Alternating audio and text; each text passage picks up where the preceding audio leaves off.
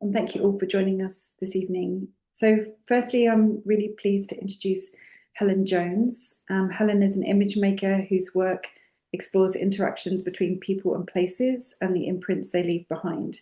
She holds an MFA from the University of Texas at Austin and a BFA from the Massachusetts College of Art.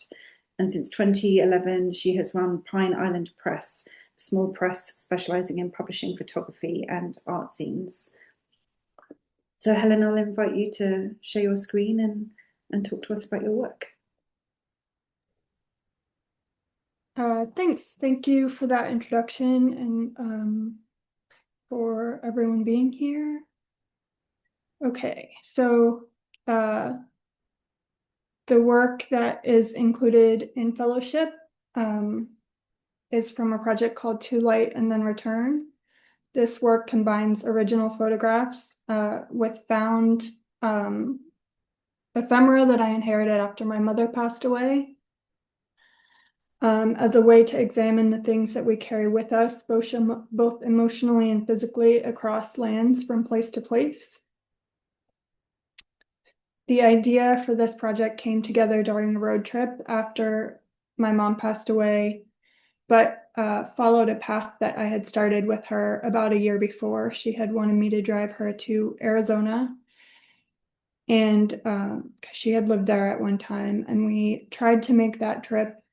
And however, we only got as far as the Appalachians before we had to turn around. She had just gone on oxygen and travel was too hard. But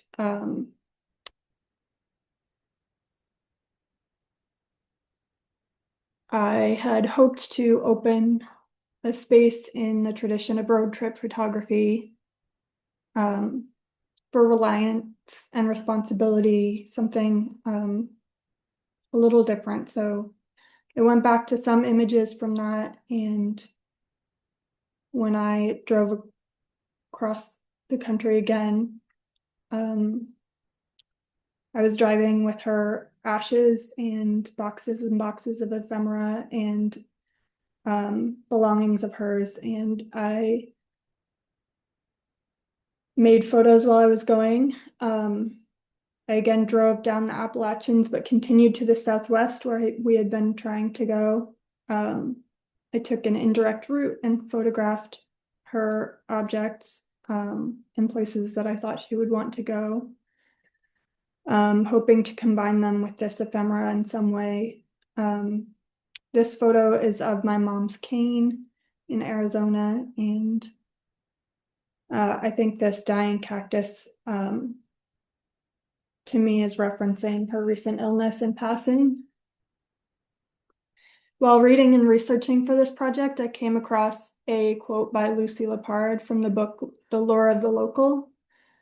I think as photographers, we often want to group images by where they were taken. I know that I've done that a lot, but this quote, "One place cannot be isolated from its network of other places and meanings," allowed me to think about using subject matter from vastly different places and time frames together in one project. As we move around and live our lives, we make new associations and connections. As I sorted this ephemera, I found new connections to the ephemera and places that I went afterwards.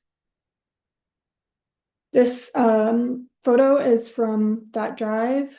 It was taken in Arizona very early one morning while the moon was still setting.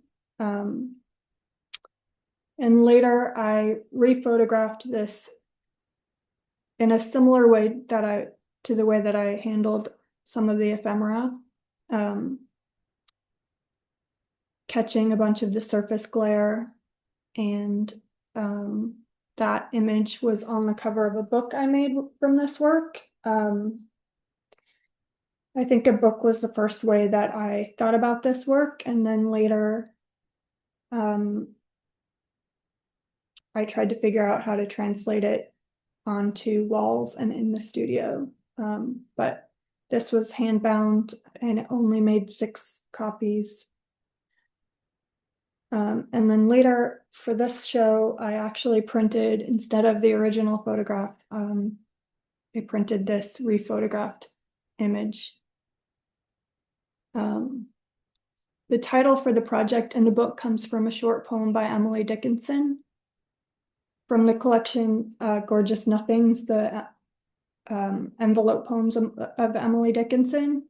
The poem, more of a fragment, says, "To light and then return." It kept coming to mind when I was working on this. It speaks to me of cycles of life and death and the essential material of photography, light itself. It was written on the back of a used envelope that had already served its original purpose. And it has some of the patina and, I guess, kind of charm that I find in the ephemera that I've used in this project. I find myself very drawn to these kind of mysterious everyday bits of ephemera, and many of these pieces don't have a clear purpose to me anymore, but I still hang on to them. And I tried to stay away from milestones like wedding photographs, graduations, etc., and favor these more mysterious and everyday pieces.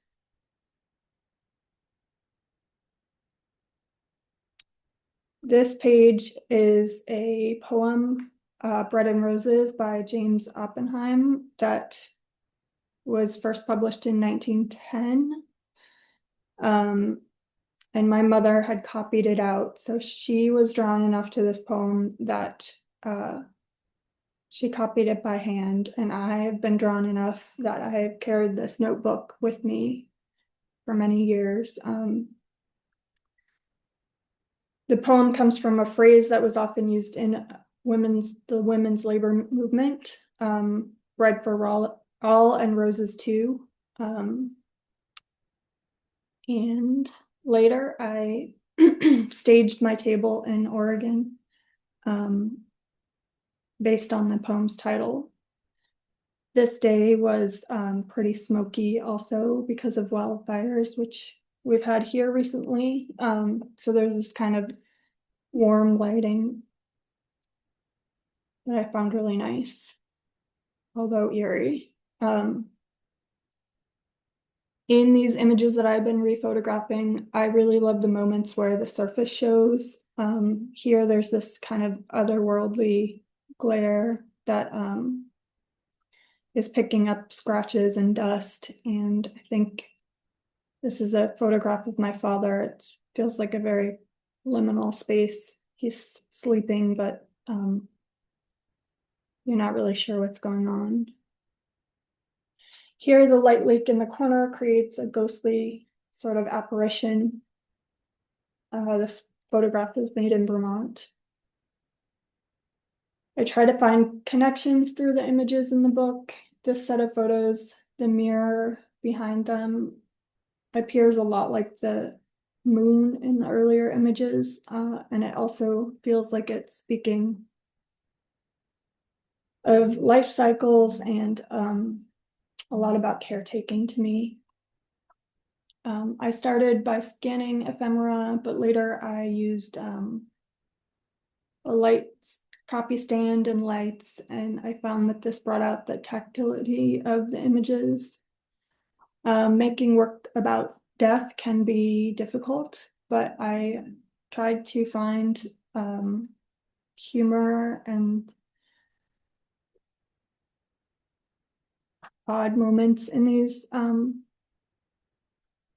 bits of ephemera that I've been carrying around.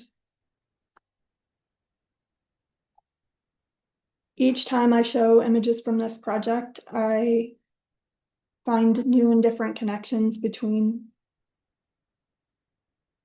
the photos. Pairing these images feels like it's creating a time jump to me. The first Polaroid image was made when I was a child, and the second was during our road trip there's this gesture of her turning away, but it's also taking us through a span of time. And I think about this image as collapsing time. My father, again, is sleeping on the ground in the slide, kind of calling back to the other image. But it allowed me to take a photo of my parents together in a way I wasn't able to do in real life. And this photo is of my mother's teeth. I made it in Austin. I kept them because they looked so real. They're fake, but they are crooked in exactly the same way that her real teeth were. And because of this authenticity, I couldn't get rid of them. So I keep them in this dish with stones and just bring them with me everywhere. And I think we think of grief sometimes as something you move past, but I propose it's something you carry with you, just like many of these objects. Yeah, I think that's it. Thank you.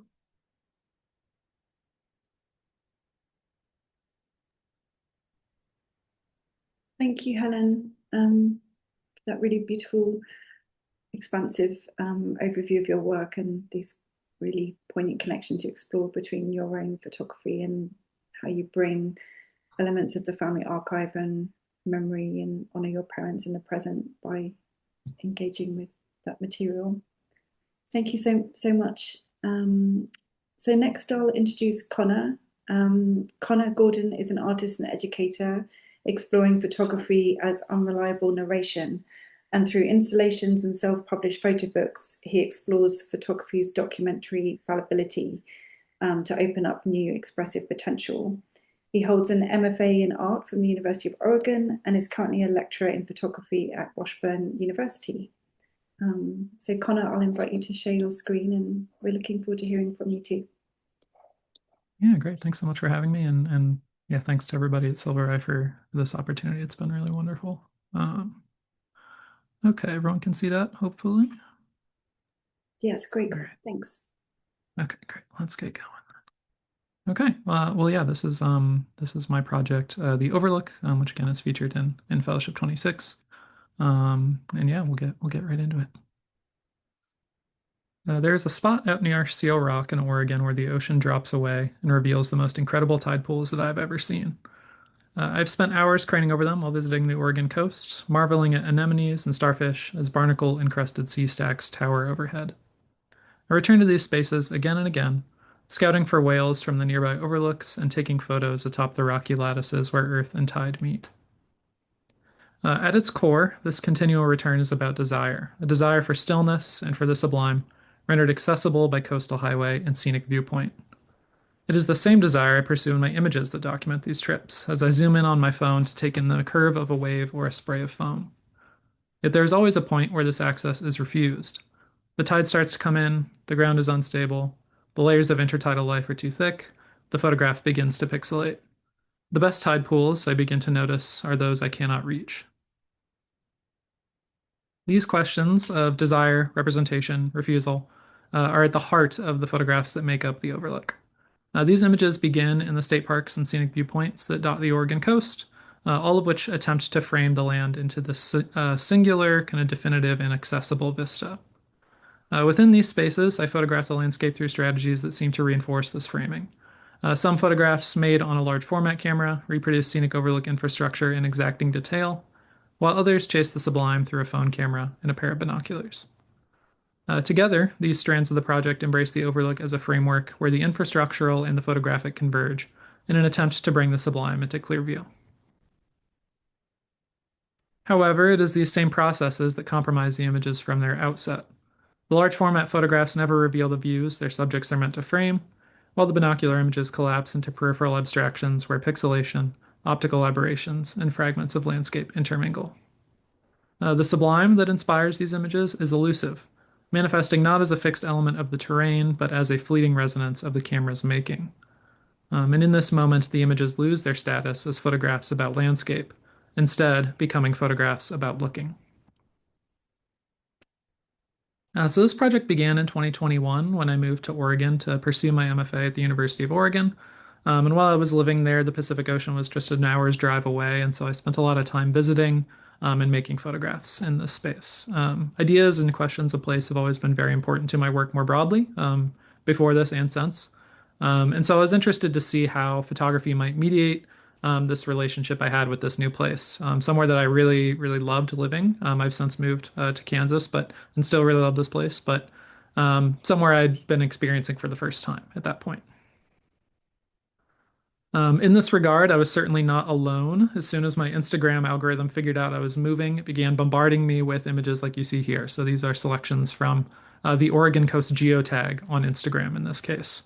And I thought it was really interesting that throughout most of this content, or really pretty much all of it, this one composition kept repeating itself over and over again. A lone figure, their face unseen and their back turned to the camera, standing before a sublime landscape.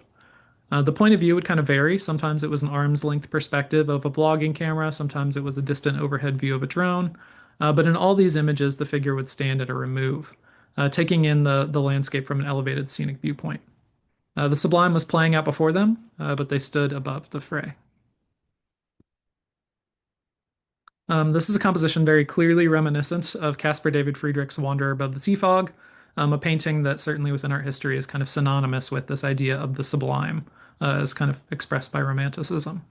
But what I found really interesting about it is that this has sort of become the default blueprint for how we photographically or artistically process or show our relationship to landscape, whether you are looking at pictures of the Oregon coast, national parks in the United States, or any number of kind of tourist or natural spaces around the world. This composition has kind of become the way that we understand and showcase our relationship to something we're looking at, especially when it comes to landscape. And I was thinking a lot about that as I kept returning to these scenic viewpoints, again, where you're very often standing over a rocky, foggy cliff in its own right. And I was really interested about how, much in the way that composition is kind of a blueprint, framing our understanding of how we experience nature, the Oregon coast is actually very much literally structured in the same way. So all up and down the Oregon Coast Highway, you'll find scenic overlooks that kind of try and frame the landscape into that direct encounter with the sublime, much in the same way you see in that painting. So every few miles of the highway, pull-offs allow you to park your car right next to the ocean, take in the view, and there you're likely to find things like tower viewer binoculars, trailheads, plaques, and like Oregon State Park's didactics that kind of describe noteworthy features of the landscape, and essentially, again, try and frame how you're experiencing the place and kind of point you in the right direction. And sometimes this is very, very literal. So one of my favorite spots near the town of Yachats, there's a spot literally painted on the ground with an arrow painted next to it. This official marker that shows you not only where to stand, but exactly where to look to get the definitive, perfect view of this place. So it's a very kind of, in some ways, feels very prescribed and very framed up of how you're supposed to experience this experience of the sublime. And I think it's also really interesting the way that photography or kind of optical infrastructure in general also is kind of tied into that. So, lighthouses, which kind of dot the whole coast, this large, huge lens literally that's sitting around, navigating the way. Super zoom cameras, tower viewers, and then ultimately, of course, the souvenir photographs that we take away from these excursions. And I think this is really a great thing in terms of accessibility. Oregon has the entirety of the Oregon coast is essentially preserved as public land, and it is made accessible to people, which is a really kind of wonderful thing. But I think the way that this infrastructure has kind of shaped this place has some asterisks or some issues on it. First off, it kind of masks the complexity of the place itself with its ongoing stories and histories of indigenous life and displacement during the last few centuries, resource use and environmental conservation, again, questions about public land and who is allowed access to that land and how to use it in a certain way, which still resonates very much out there today. And of course, this outsized role that the coast plays in imaginations of American westward expansion and manifest destiny. So a lot of those things are maybe not swept under the rug, but they certainly are not made present when you're experiencing the landscape in this way. But what was really kind of struck me was the way that these infrastructures kind of presume and try and create a universal experience of the space and a universal experience of the sublime. It's as if you can have the exact same interaction with this place as the tourist car in front of you and the tourist car behind you, and the sublime is this easy kind of universal emotional response that you can produce with a fixed formula of horizon, water, and rock. This never really squared with how I experienced this place, which felt very subjective, felt very intensely impactful, and almost kind of quasi-spiritual in a way. And so it always kind of felt a little strange to me that um, the whole space was structured around saying that this is a universal, easily accessible feeling that everyone experiences in the same way. So as I was thinking about that kind of structure and that framing of the space, I was trying to untangle those contradictions through photography, and that meant not only traditionally taking photos the way I was used to with a medium format film camera, but also taking photographs through a pair of binoculars on my phone. This sort of began as a way to embrace this kind of kitschy vernacular photography that's very common on the coast and again in like national parks, tourist places. This kind of as seen on TV gear that promises you can get the perfect shot without any fancy camera. You can kind of just jump out of the RV with your phone and a pair of binoculars and get that perfect picture. Um, and so I was embracing that kind of kitschy aspect of it, thinking about what that might mean, how people more broadly engage with this space photographically. But I was really interested was that this process and really photography as a whole was meant to create legibility in the same way that the coast had been structured and built up and framed. Um, in the same way that the scenic viewpoint promises easy legibility and transferability of experience, you can share that, same viewpoint that someone else had. The binoculars and photography also promise this easy clarity to bring the sublime into clear view with nothing more specialized than the phone in your pocket, and then ultimately tuck it away and be able to take it with you and show it to the next person who looks at that picture. But what was really interesting was the results I was getting from this process were anything but clear. The binoculars would cause vignetting and lens flare, while the phone's noise reduction algorithms would veil the images in dense pixelation. The resulting images were hardly a faithful record of the place or of their subject matter, but through their flaws, they began to take on a new resonance that felt distinct from the experience of the landscape itself. It was not only the photographs in this case that were breaking down, but that promise of clarity that they offered. Um, Amidst this breakdown, however, the images again gained this new kind of resonance for me, even as their reference to the original topography fell away. The sublime interaction with the coast and really that kind of navigational layout of foreground to background horizon line that inspired the photographs went unseen and was replaced instead by landscapes that were of the camera's making. And to me, it felt all the more crucial that these moments or these images were not fixed. Again, unlike this kind of prescribed, accessible, universal view of a scenic viewpoint. Although fragments of landscape do appear here and there in the images, the photographs by and large offer no orientating view of the spaces they were made. And this is a tension I'm kind of playing with in the title, where if you go to the exact coordinates where this photograph is made, you're not going to see this exact site. It takes the camera to kind of, or that mediating influence of the camera to actually reproduce that scene. And so without the camera, this is something that is entirely inaccessible and not universal at all. These questions of photographic fallibility, photographic abstraction, and really refusal to represent something really kind of came to form the heart of the overlook. In a space where photography has already acted as a vehicle of legibility, simplification, and transferability, of what use is kind of remaking that map? Is the sublime truly sublime if it can be neatly contained within an image and transferred on to the next person? Can abstraction evoke a relationship with a place without rendering it fixed, passive, and universal? And what happens when the camera's gaze turns inward, leaving specificity about place behind and allowing that hyper-photographed place to kind of go unseen? It is my hope that my images approach these questions by acting as illegible landscapes, spaces where the sublime is felt but not seen, where photographs draw their resonance from their own fallibility, and where images of a place actively resist that place's essentialization. And in doing so, I hope to position these photographs as grounds upon which new relations with landscape can be formed. Relations not predicated on the essentialized, the universal, and the transferable, but rooted in the peripheral, the multifaceted, and the irreducible. To really explore this idea of an unfixed, again, not perfectly transferable photographic experience, I turned to some experimental kind of production methods when making this work. So the images in the overlook are printed using an experimental process that combines glossy inkjet paper, in this case it's a metallic finish paper, with matte black ink settings on an inkjet printer. So if you've ever done this on accident and loaded the wrong paper in or the wrong ink type, you know it's not really supposed to work that way, and it creates some interesting issues. And that's kind of how this process, I came upon it. So I loaded my printer the wrong way and was like, oh, that's kind of cool. Um, but essentially what this does is it means in the lighter areas where that matte-like ink is not being used, the ink does get into the surface of the paper and it becomes a permanent image. But in the darker shadow areas or the areas of absolute black, the ink actually is not able to absorb in because it's a different type of ink for that surface. And instead it sits on the surface of the paper. So it's completely impermanent. If you run your thumb down one of these prints, please don't do that. But if you do, theoretically, it would wipe the image away.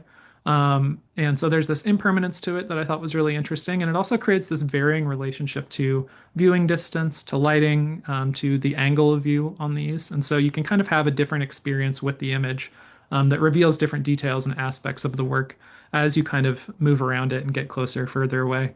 Do this kind of like bobblehead back and forth. It kind of reveals different images or different details in those shadow areas. And I thought that was a really interesting way to kind of reflect this kind of ever shifting, more fleeting feeling of a landscape photograph. And I was also interested in thinking about that in the context of video, not only to give you a sense of motion of what it's kind of like to make photographs with this process, but also to try and give equal weight to what you might see through the center of the binoculars, so the subject matter, quote unquote, but also what you see at the edges of the image circle when that photographic process starts to break apart. So I'll just show a brief selection of this video, which again, you can see the full version at Silvereye.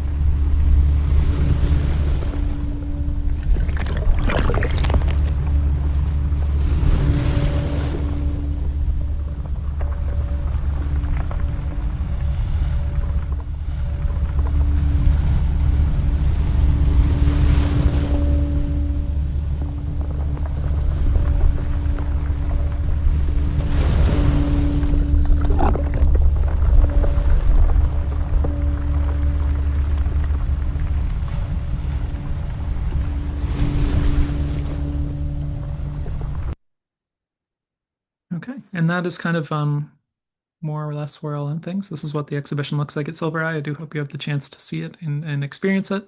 It's yeah, really a great opportunity to keep thinking about this work in new ways and new arrangements and things like that. And yeah, just again, very thankful to have been able to participate in this. So yeah, thank you so much again to everybody over at Silvereye for that. And thank you to everyone who was here. So if you're more curious about my work, this is where you can kind of find me. And yeah, thank you so much, everybody. I appreciate it.